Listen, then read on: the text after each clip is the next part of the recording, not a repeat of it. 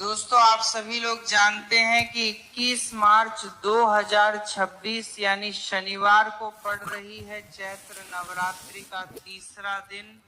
और दोस्तों, यह तिथि है जो चैत्र मास में पड़ने वाली सबसे बड़ी तिथि चैत्र नवरात्रि है और इसका बहुत ही बड़ा और विशेष महत्व होता है। अगर कभी भी मौका लग जाए तो आप लोगों को कील और लहसुन लिखकर बहुत छोटा सा उपाय करना है। इन दोनों का संयोग बहुत ही कम आता है। इसी के साथ में इस दिन आपको एक कील और लहसुन वाला उपाय तो आपको अवश्य ही करना चाहिए, क्योंकि ऐसा दिन पूरे साल में सिर्फ एक ही बार आता है। और दोस्तों, आप सभी लोग जानते हो कि चैत्र नवरात्रि का अगर सबसे बड़ा कोई उपाय है तो वह कील और लहसुन वाला उपाय। तो दोस्तों, नवरात्रि के तीसरे दिन आप लोगों को इस कील और लहसुन लिखकर बहुत छोटा सा उपाय करना है। बहुत सारे लोग होंगे जिन लोगों ने इस उपाय को ना किया हो, मतलब पूरा साल निकल गया, उन्होंने किसी भी दिन इस कील और लहसुन वाला उपाय को ना किया हो। पर दोस्तों, आपके पास एक मौका बचा हुआ है जो कि 21 मार्च 2026 नवरात्रि के तीसरे दिन है। इस दिन आप लोगों को इस वाले उपाय को जरूर कर लेना है। भले ही आपने पूरे महीने भर इस उपाय को ना किया हो, पर अगर आपने इस चैत्र महीने के नवरात्रि के तीसरे दिन अगर इस वाले उपाय को कर लिया तो आपको इस उपाय को करने का वह फल मिलेगा जिसकी आपने कभी कल्पना भी नहीं करी होगी। इसीलिए आप लोग इस वाले उपाय को एक बार जरूर कर लेना है, ताकि आप लोगों के हाथ से यह मौका ना जा सके और आपको इस उपाय को करने का फल मिल सके। यह उपाय पंडित जी ने अपनी अभी की ही श्री शिव महापुराण की कथा में बताया है जी। इस उपाय को आज हम आपको बहुत अच्छे से समझाने वाले हैं। इस वीडियो को देखने के बाद इस उपाय को समझने के लिए आपको कोई और वीडियो को देखने की जरूरत नहीं पड़ेगी। तो चलिए उपाय को शुरू करते हैं। देखिए, इस चैत्र महीने के नवरात्रि के तीसरे दिन यह इतना खास होता है। कभी कभी बड़े बड़े पूजा पाठ अनुष्ठान से जो मनोकामना पूर्ण नहीं होते, वह अश्विन महीने की नवरात्रि के तीसरे दिन एक छोटे लगा दिया है तो आप शांति की आग को बार पानी है लगादा है से उपाय करने से ही आपकी मनोकामना पूर्ण हो जाती है। और बहुत सारे लोगों ने इस उपाय को किया भी है और उनको इस उपाय को करने का फल भी जरूर मिला है। अगर आप लोग भी इस उपाय को करना चाहते हैं तो आप इस उपाय को पहले अच्छे से समझ लेना, सुन लेना, उसके बाद करना।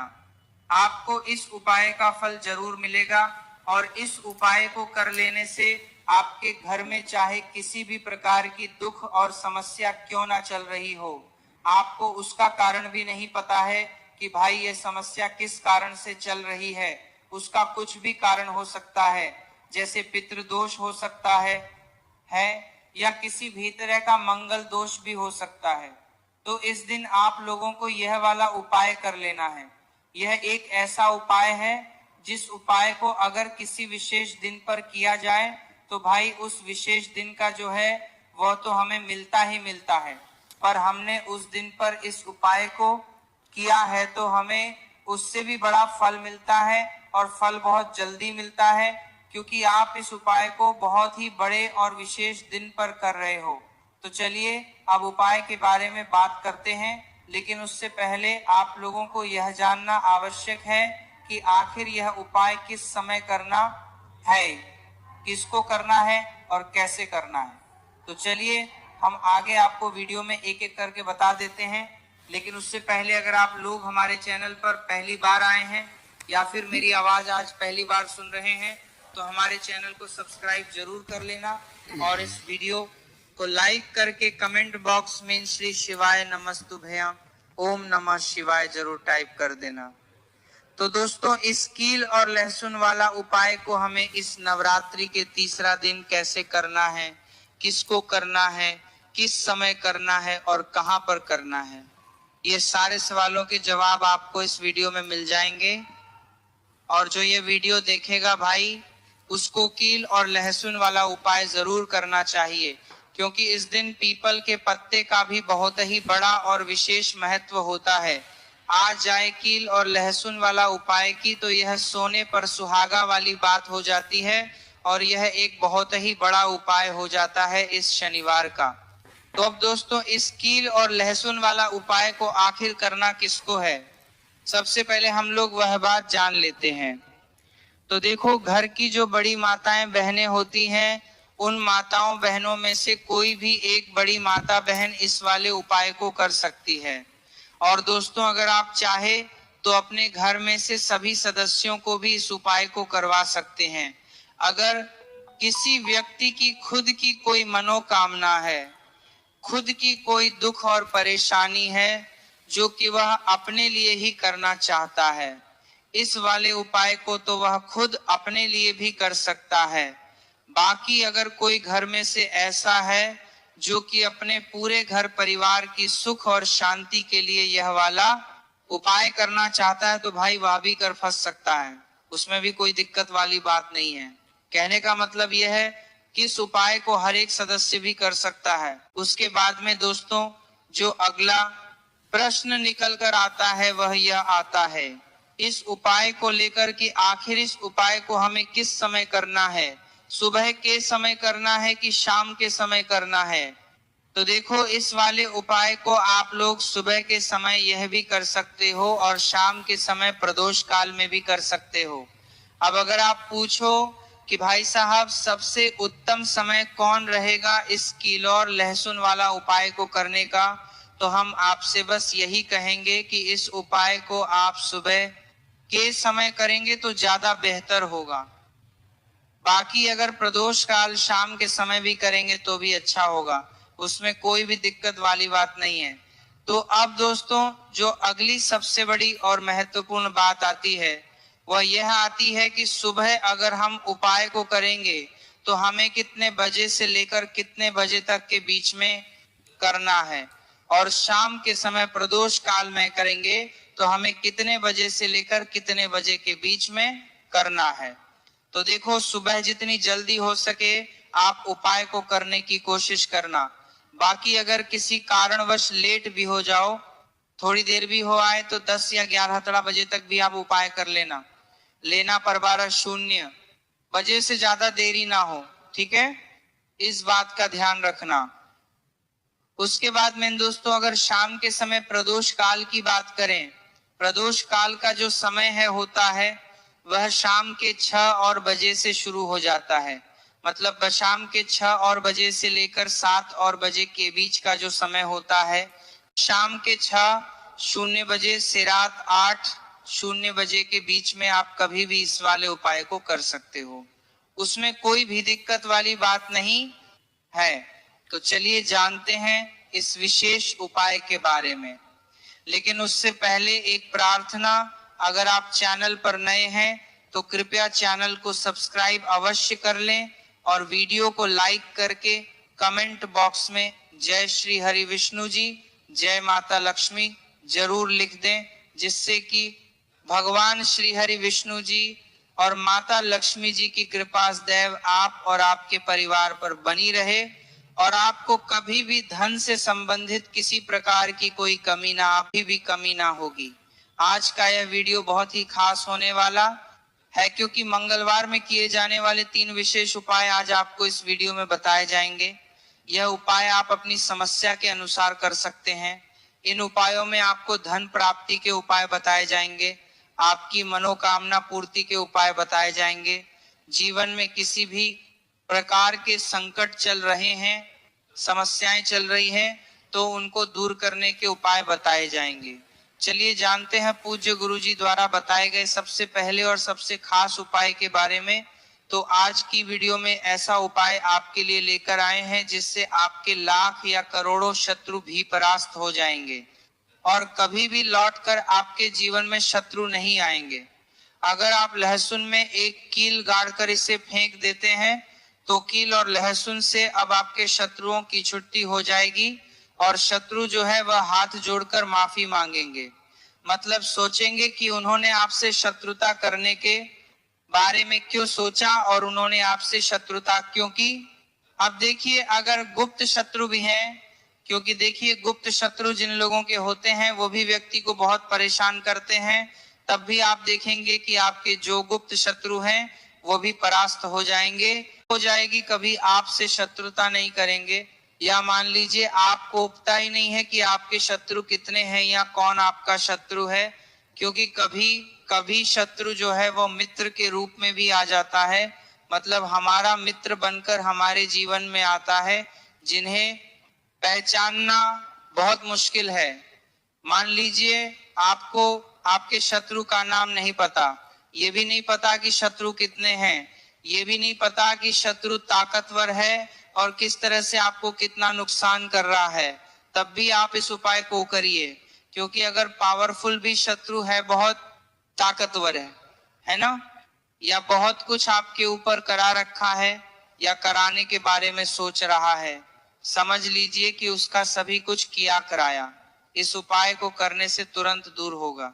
तो शत्रु ने चाहे बंधनवार आपकी बुद्धि का करवा दिया हो, आपकी दुकान का करा दिया हो, आपके बिजनेस का करा दिया हो, वह भी खुल जाएगा। और आप विश्वास मानिए कि आपके जीवन में जो दुख और कष्ट आ रहे हैं ना, उनसे आपको हमेशा के लिए छुट्टी मिल जाएगी। मतलब कभी भी आपके घर में फिर दुर्घटनाएं नहीं होंगी, कर्जे जैसी समस्याएं नहीं बढ़गी और लड़ाई झगड़ा भी बिल्कुल आपके घर से, आपके जीवन से दूर हो जाएगा। देखिए होता क्या है, कभी कभी शत्रु इस तरह का किया कराया करवाते हैं कि घर के जो सदस्य हैं वह आपस में ही लड़ना शुरू कर देते हैं। क्योंकि जब घर में जो सदस्य हैं वह आपस में लड़ाई झगड़ा करते हैं, घर में क्लेश होता है, तो ऐसे घर में धन से जुड़ी समस्याएं भी आती हैं। उस घर में लक्ष्मी नहीं रुकती। जिस घर में लोग लड़ाई झगड़ा करते हैं आपस में, इसीलिए शत्रु ज्यादातर लड़ाई झगड़ा करवा देते हैं। दूसरी चीज कि जो व्यापारी होते हैं, जिनका अपना बिजनेस है, दुकान है, शॉप है ना, और सामने दूसरे व्यक्ति की शॉप है, दूसरे व्यक्ति का व्यापार है। अब मान लीजिए आपका व्यापार तो बहुत अच्छे से चल रहा है और उस व्यक्ति का नहीं चल रहा, वह यह देखकर ही जलने लगते हैं कि इनका काम, इनका व्यापार बहुत अच्छा चल रहा है और मैं यहाँ कुछ नहीं कर पा रहा हूं। तो वह देखिए जब कुछ नहीं कर पाते हैं तो शत्रुता निकालने लगते हैं, शत्रुता निभाने लगते हैं और ईर्ष्या की भावना मन में इस तरह से उनके उत्पन्न होती है कि कभी कभी इसका रूप जो है वो बड़ा हो जाता है। मतलब व्यक्ति हर वो बुरा काम करता है जिससे कि सामने वाला व्यक्ति जो है वो पूरी तरह बर्बाद हो जाए। तो ऐसे शत्रुओं से आपको हमेशा बचकर रहने की जरूरत है और इस छोटे से उपाय को करने की आवश्यकता है। उपाय करिए तो और देखिए कि आपके शत्रु कैसे परास्त होते हैं और कैसे आपके जीवन से निकलते हैं। तो चलिए जल्दी से बात कर लेते हैं उपाय की। किस तरह से लहसुन में आपको कील गाड़नी है और इस लहसुन को कहाँ फेंकना है और इस उपाय को किस दिन करना है, किस समय करना है। सबसे पहली बात की आपको क्या करना है, एक साबुत लहसुन लेनी है, लहसुन साबुत लेनी है। कटी हुई लहसुन यहाँ पर आपको नहीं लेनी है, बिल्कुल साबुत लहसुन। इसी के साथ आपको क्या करना है, एक लोहे की कील भी लेनी है। अच्छा, कील जो आप यहाँ पर लेंगे वो नई कील आपको बिल्कुल नहीं लेनी है, पुरानी कील लेनी है। तो नई कील ना ले, आपके घर में ही आप ढूंढे, कोई पुरानी कील पड़ी हो आप ले लें, ठीक है ना।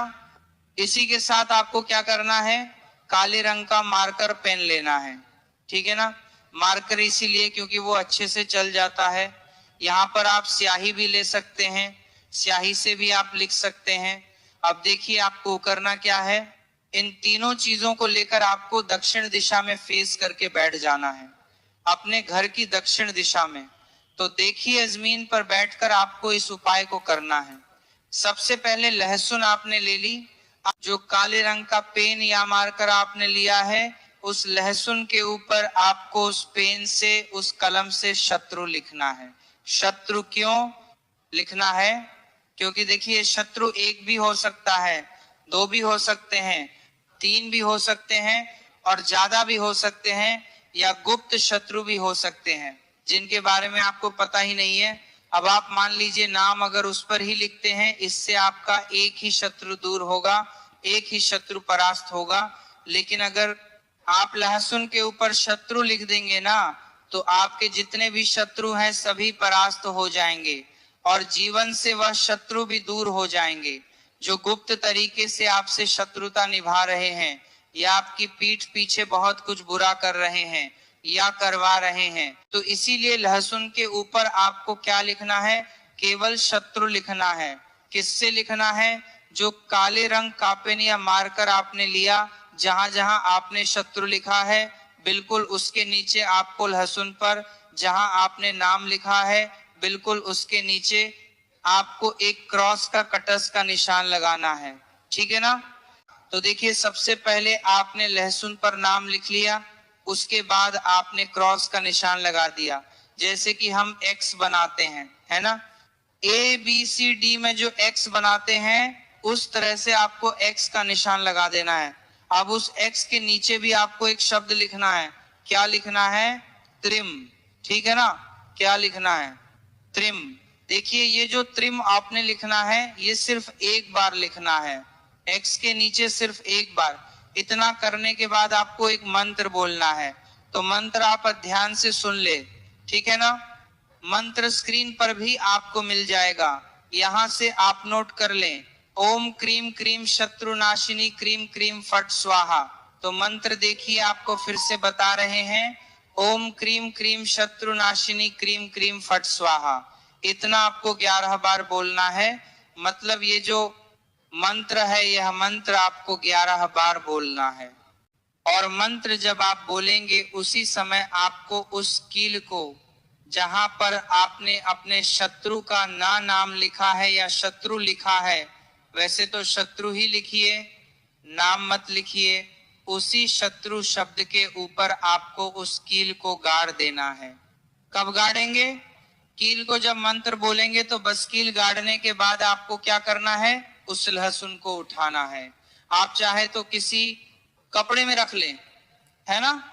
क्योंकि इस उपाय को आपको छुपाकर करना है, किसी को बताकर नहीं करना है, क्योंकि उपाय जल्दी काम करता है। फिर आप किसी भी सुनसान स्थान पर जाएं, वहां छोटा सा गड्ढा कर ले और उस लहसुन को उसी मिट्टी में दबा दें, कील सहित दबा दें। ऐसे नहीं कि कील निकालनी है या कुछ करना है, नहीं, लहसुन और कील सभी को उसके अंदर आपको दबा देना है। मिट्टी के अंदर गड्ढे को अच्छे से ढक देना है, अपने घर पर चले आना है।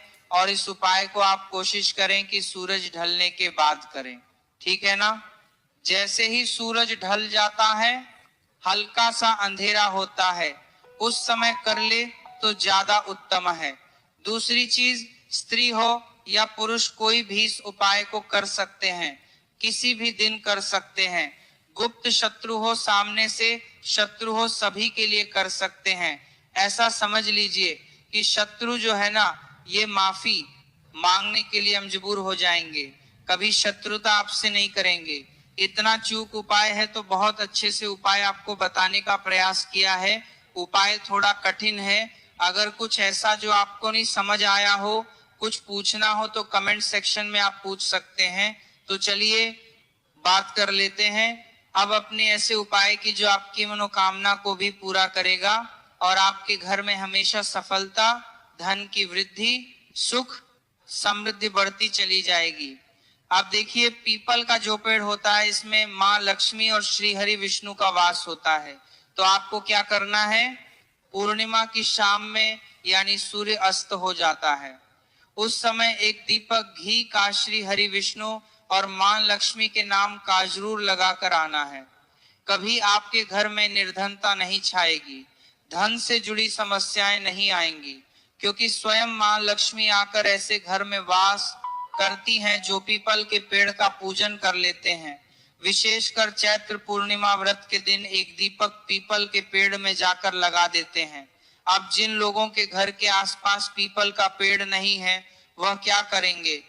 तो देखिए, आप अपने घर के ईशान कोण में घी का दीपक जरूर लगाएं, क्योंकि यह वह दिशा है जहां मां लक्ष्मी का वास होता है, कुबेर भगवान का वास होता है, श्री गणेश का वास होता है।